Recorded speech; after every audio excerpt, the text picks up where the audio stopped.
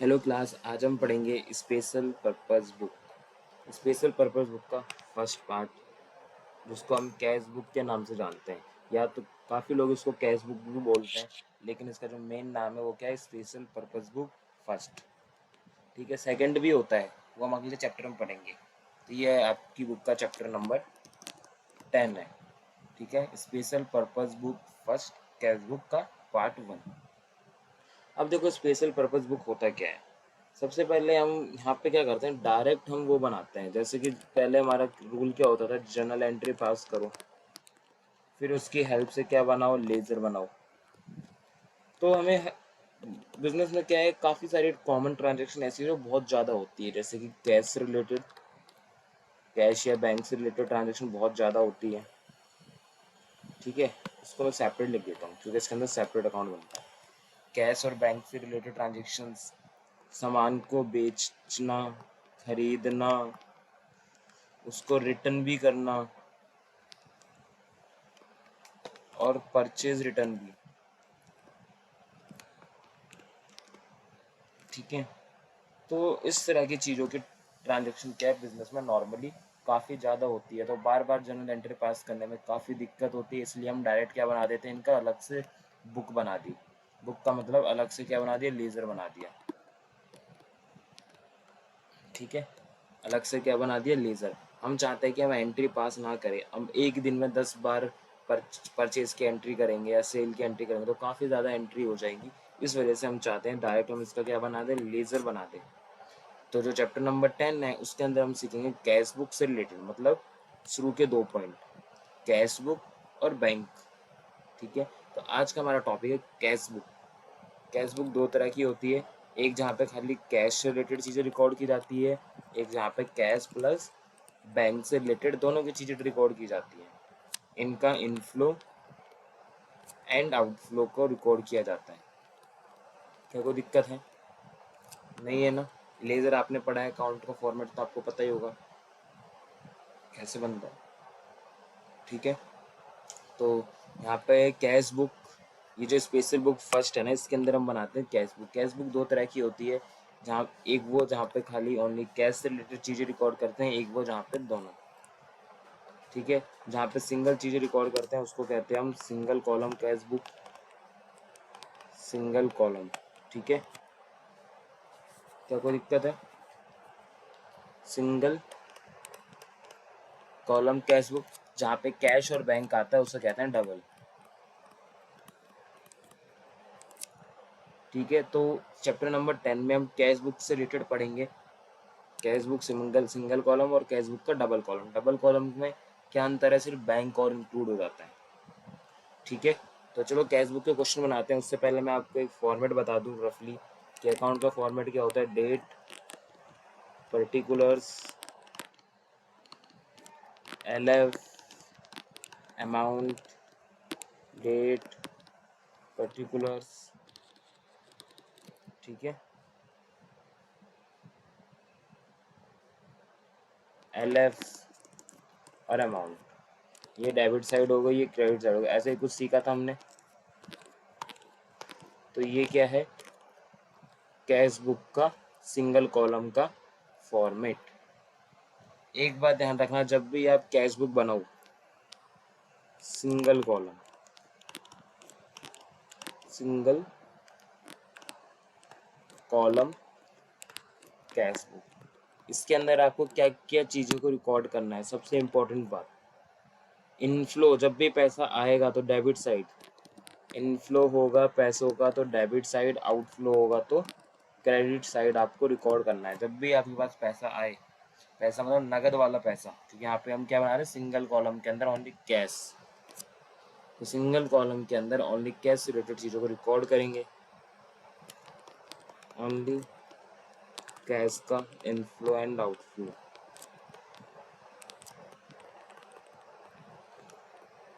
Ignore banking transaction, banking transaction को ignore करना है आपको। ठीक है, उधार वाले ट्रांजैक्शन को भी नहीं रिकॉर्ड करना, क्योंकि उधार क्रेडिट ट्रांजैक्शन की वजह से ना तो पैसा आता है ना तो जाता है। क्रेडिट का मतलब ही उधार है, तो उधार वाला यहाँ पे रिकॉर्ड नहीं होगा, क्योंकि हम यहाँ पे क्या रिकॉर्ड कर रहे हैं, कैश का इनफ्लो और outflow. Credit transaction of sales and purchase, चाहे वो गुड्स हो चाहे वो फिक्स असेट हो। ओके, तो इन 3 तरह की चीज़ों को आपका ध्यान रखना है। तो हम क्वेश्चन से समझते हैं। क्वेश्चन नंबर 2 देखिए आप, ये मैंने फॉर्मेट पहले से रेडी कर रखा है क्वेश्चन नंबर 2 के लिए। क्वेश्चन नंबर 2 क्या है, prepare a simple cash book of ग्रूमन। ग्रूमन की सिंपल कैश बुक बनाए। सिंपल का मतलब है सिंगल कैश बुक, ठीक है, सिंगल कॉलम ऑफ ग्रूमन। तो यहाँ पे मैं हेडिंग डाल दूंगा कैश बुक, ऊपर लिख दूंगा इन द बुक्स ऑफ, किसकी किताब में हम कर रहे हैं, ग्रूमन। और क्या बना रहे हैं हम, कैश बुक,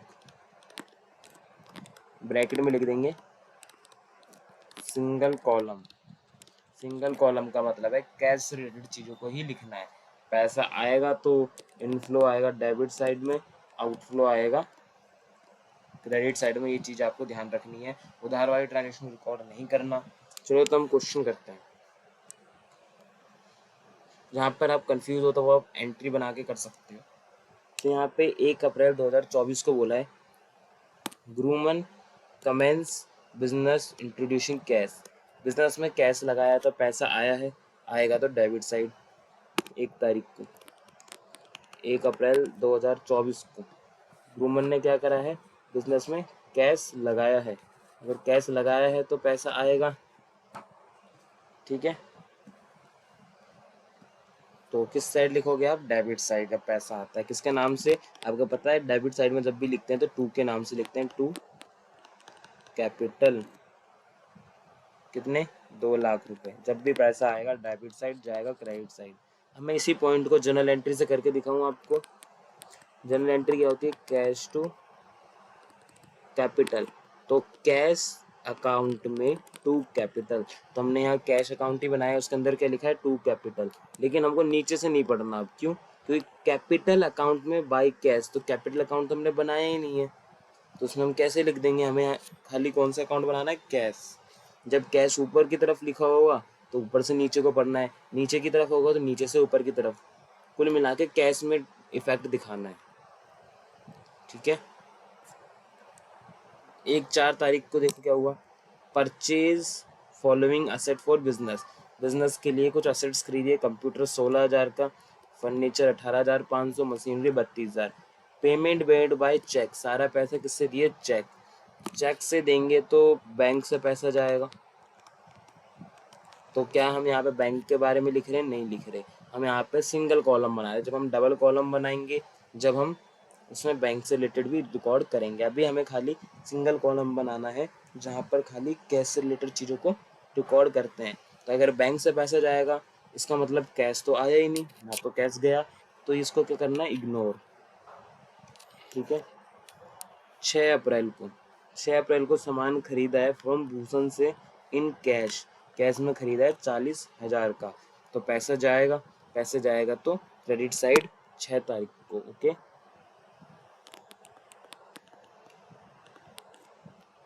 टू परचेज, जब उधार खरीदते हैं तो नाम आता है, उधार वाली को तो हम वैसे भी रिकॉर्ड नहीं करते हैं, हमने तो नगद वाले ट्रांजेक्शन को रिकॉर्ड करना है। तो परचेज,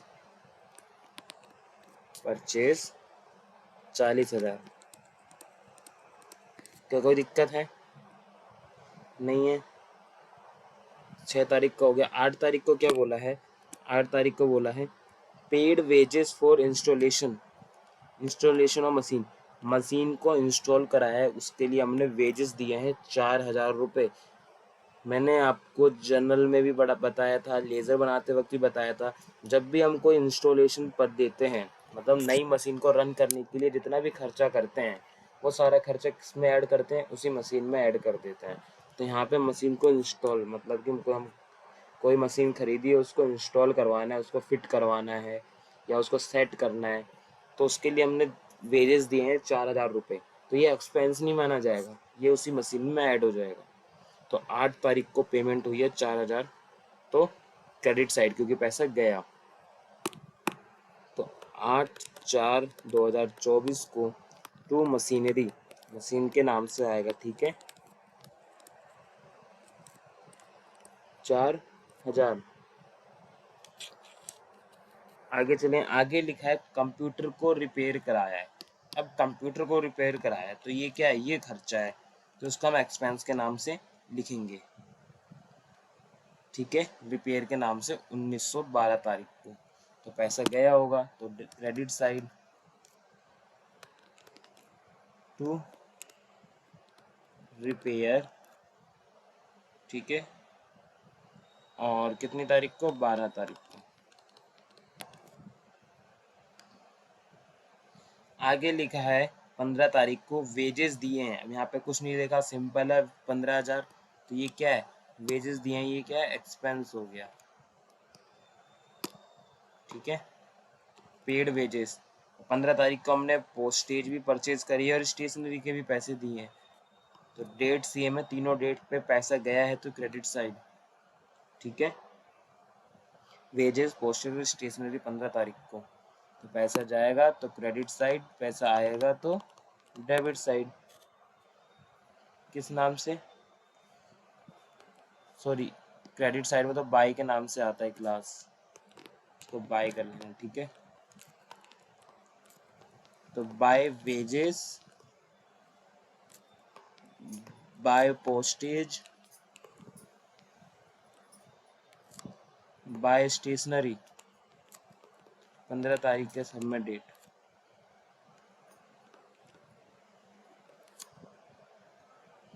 कितने कितने रुपए दिए हैं, 15,127, 15,127 और 27। क्या कोई दिक्कत है यहाँ तक, नहीं है, आगे चलें।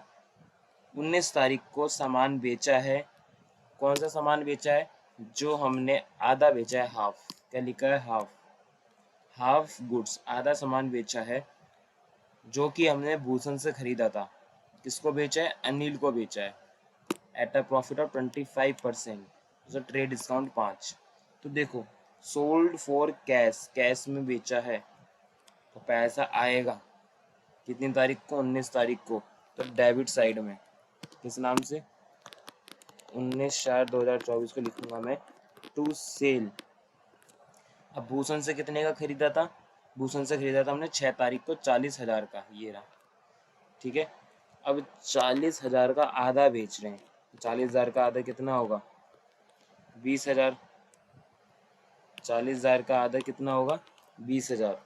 क्या कोई दिक्कत।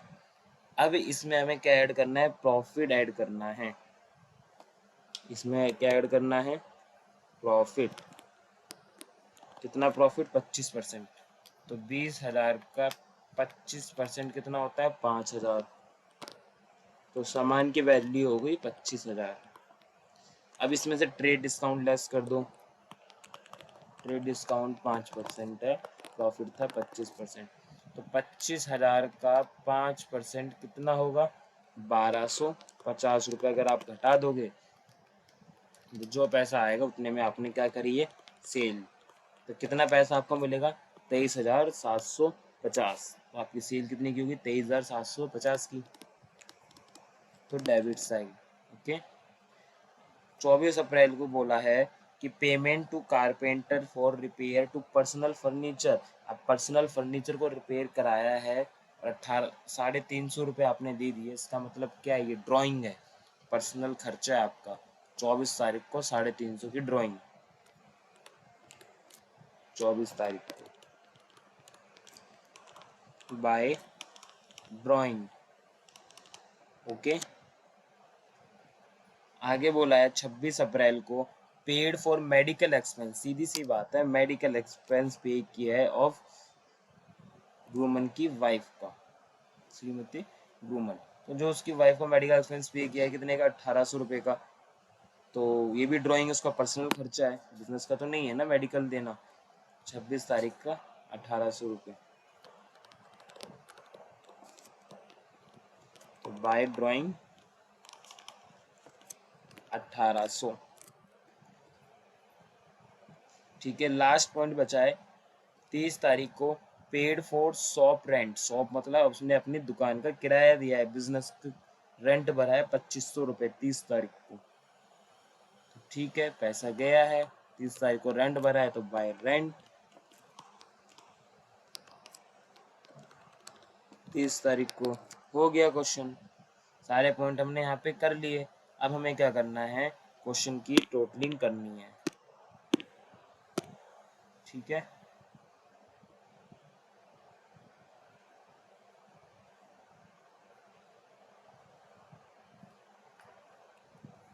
क्या कोई दिक्कत है? ये हमने क्वेश्चन कर लिया। जब भी पैसा आएगा डेबिट साइड, पैसा जाएगा क्रेडिट साइड। बैंकिंग वाली ट्रांजेक्शन को रिकॉर्ड नहीं करना है। अगर बैंक की ट्रांजेक्शन की वजह से कैश में फर्क पड़ेगा तो रिकॉर्ड करना पड़ेगा। वो दो ही रास्ते हैं। जब आप क्या करोगे, या तो कैश को डिपॉजिट करोगे तो आपके पास से कैश जाएगा तो किस साइड लिखोगे, क्रेडिट साइड। और बैंक से विड्रॉ करोगे कैश ऑफिस यूज के लिए तो बिजनेस में आएगा तो किस साइड लिखोगे, डेबिट साइड। तो यहाँ पे बैंक की वजह से कैश में फर्क पड़ रहा है वो तो लिखना ही पड़ेगा ना, लेकिन बैंक को जो फर्क पड़ रहा है हम वो नहीं लिख रहे। क्या कोई दिक्कत नहीं है?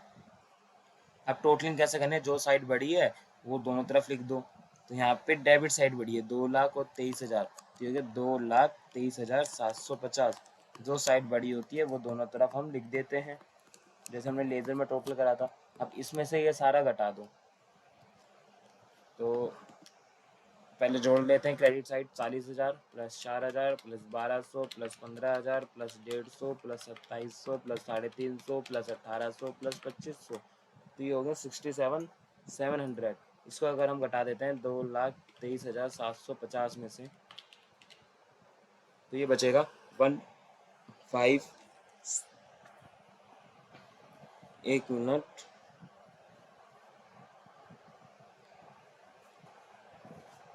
1,56,050 बचेगा। ठीक है, और एक बार देख लेते हैं सारे पॉइंट हो गए ना, कुछ छूटा भी नहीं है।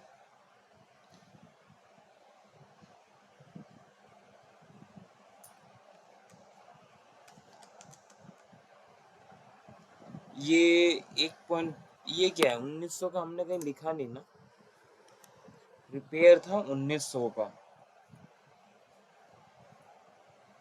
रिपेयर कितने का है, 1900 का है। इसको सही करेक्ट कर लो क्लास, ये 1900 का। सारे पॉइंट कर लिए, एक बार मैच कर लेते हैं। कैपिटल लगाई 2 लाख लिख दिया डेबिट साइड में। सेकंड 4 अप्रैल का रिकॉर्ड होगा नहीं, परचेज करा था वो लिख लिया, सब कुछ लिख लिया। इसका आंसर आना चाहिए 155,350। एक बार और देख लेते हैं, 40,000 4,000 plus 1,900 plus 15,000 plus 150 plus 2,700 plus 350 plus 1,800 plus 2,500। Rent कितना था, 2,500 का,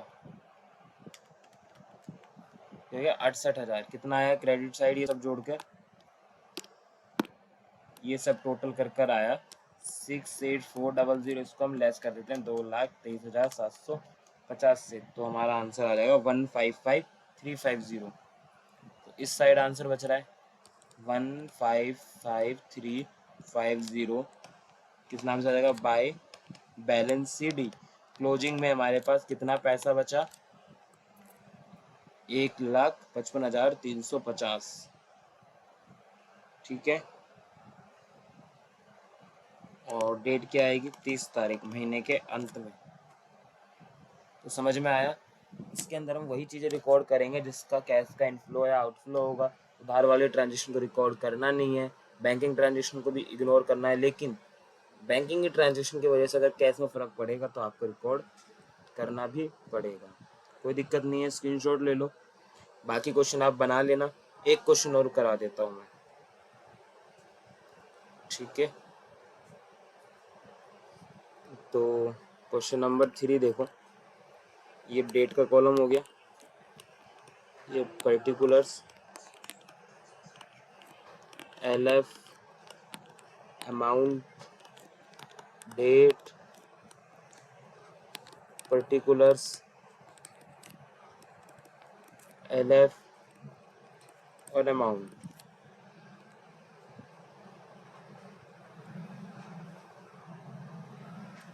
ओके, ये भी क्या है, इसमें क्या नाम है, prepare simple cash book from the following of Simran. तो सिमरन के अंदर क्या बनाना है, कैश बुक बनाना है सिमरन का। In the books of Simran, in the books of Simran, ठीक है। क्या प्रिपेयर करना है, कैश बुक। कौन सा, सिंगल कॉलम, ये क्रेडिट साइड, ये डेबिट साइड। ओके, रिकॉर्ड करें ट्रांजेक्शन वगैरह को। ये लाइन थोड़ी और ड्रॉ कर लेते हैं नीचे तक।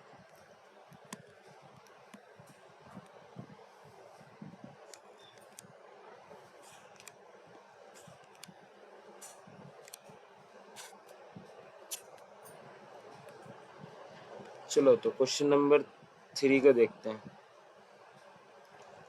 इसमें बोला है 1 मार्च को Simran commences business with cash, cash के साथ बिजनेस शुरू किया है तो पैसा आएगा 1 मार्च को। तो हम लिखेंगे डेबिट साइड 1/3/2024 टू कैपिटल। पैसा आएगा तो डेबिट, जाएगा तो क्रेडिट 65,000। नेक्स्ट है 3 तारीख को, 3 मार्च को बाउट मतलब खरीदा, सामान खरीदा है कैश में 6,850, तो पैसा जाएगा 6,850 का, और ये आएगा बाय परचेज। ठीक है, कितनी तारीख को था, 3 तारीख को, 3 तारीख तीसरा महीना 2024। ठीक है, अगला बोला है 4 तारीख को paid cash to Mohan, Mohan को पे किया 950 का, तो पैसा जाएगा तो 950 बाय मोहन। ठीक है, किस नाम से, मोहन के नाम से आएगा। और कितनी तारीख को, 4 तारीख को, 4 मार्च को। ठीक है, अगला है डिपॉजिट इनटू बैंक। मैंने अभी आपको बताया था ना 6 तारीख को, यहाँ पे क्या लिखा है, डिपॉजिटेड इन बैंक, बैंक में जमा किया है 40,000।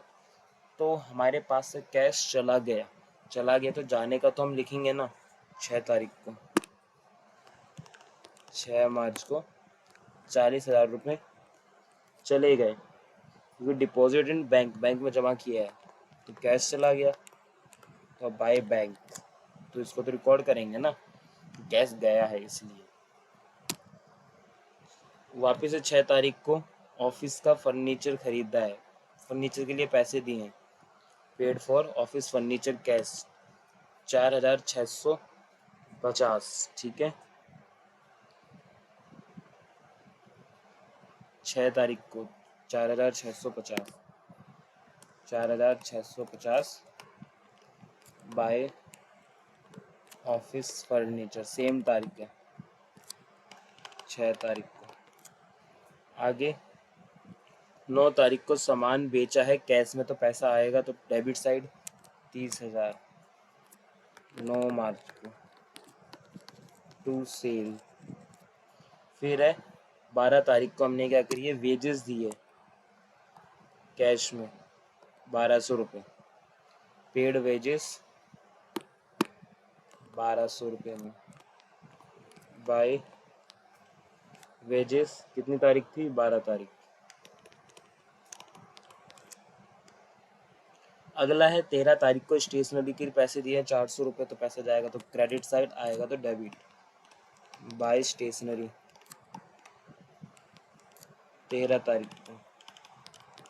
ये चैप्टर 3 पार्ट में खत्म करेंगे, ठीक है। फिर 15 तारीख को सामान फिर से बेचा है 25,000 रुपये का, तो 15 मार्च को फिर से सेल हुई, तो सेल 25,000। अभी फिर 17 तारीख को इधर लिखा है मिसलिनियस एक्सपेंस दिया है 450 रुपये का, तो 17 तारीख को 17/3/24 को बाय मिसलिनियस एक्सपेंस।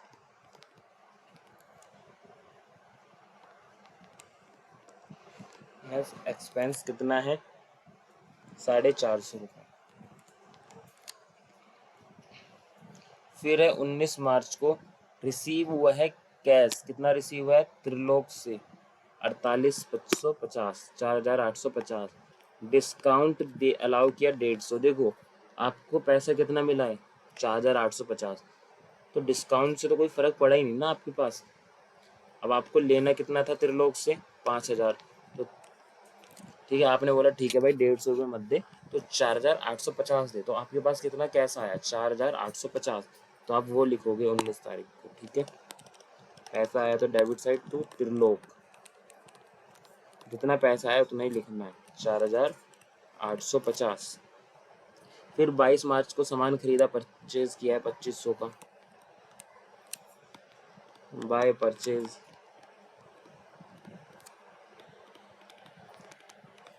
22 मार्च, ठीक है। फिर 22 मार्च को सैलरी भी दी है 15,000 की,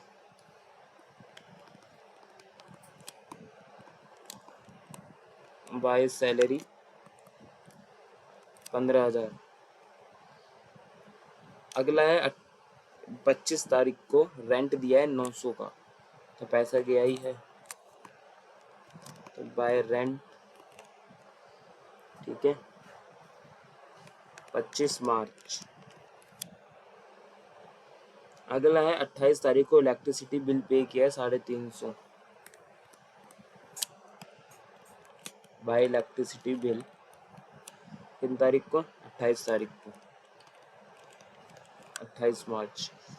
फिर 29 तारीख को हमने एडवर्टीजमेंट दिए हैं 400 रुपये एडवर्टीजमेंट के दिए हैं। ये 350 था ना क्लास,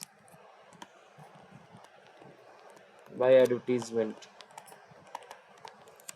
ओके।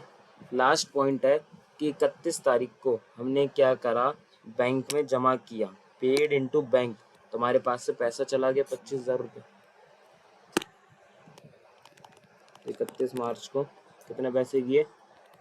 25,000 रुपये बाय बैंक।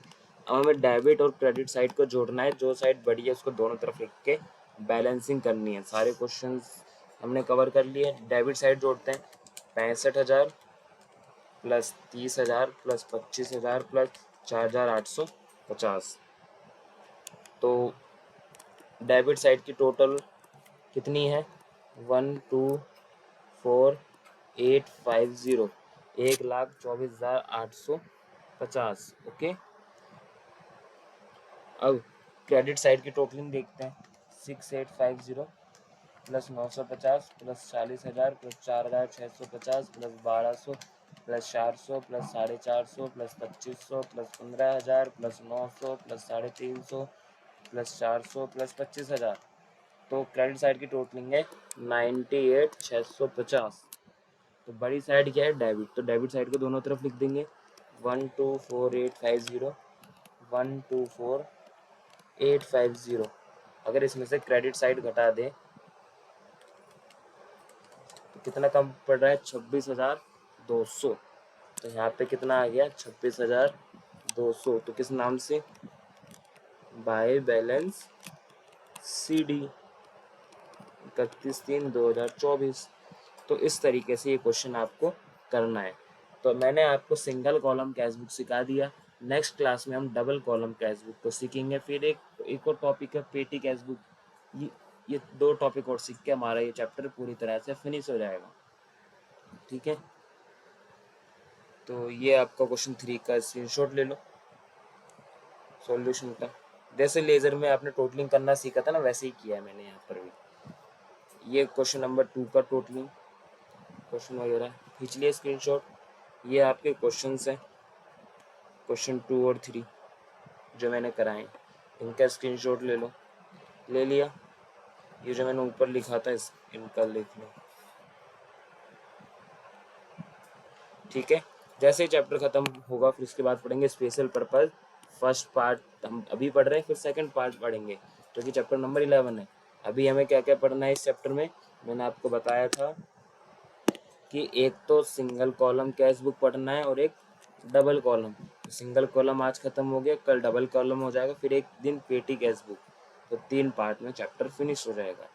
तो आप बुक के सारे क्वेश्चंस बना लेना, ठीक है, जितने भी है सिंगल कॉलम कैश बुक के 4 5 6 क्वेश्चन होंगे बस। उम्मीद करता हूँ आपको अच्छे से समझ में आ रहा होगा। नेक्स्ट क्लास में हम 2 कॉलम या डबल कॉलम कैश बुक पढ़ेंगे, ठीक है, ये वाला topic. Thank you class, next class में कंटिन्यू करते हैं। बस ये बातों का ध्यान रखना, ओनली कैश का इनफ्लो आउटफ्लो लिखना है, बैंकिंग ट्रांजेक्शन को इग्नोर करना है। अगर बैंकिंग ट्रांजेक्शन की वजह से आपके कैश पे फर्क पड़ेगा तो लिखना है, नहीं तो नहीं लिखना। और उधार वाले ट्रांजेक्शन को भी इग्नोर करना है, okay. Ignore credit transaction of sale and purchase, ठीक है। नेक्स्ट क्लास में कंटिन्यू करते हैं। Thank you class.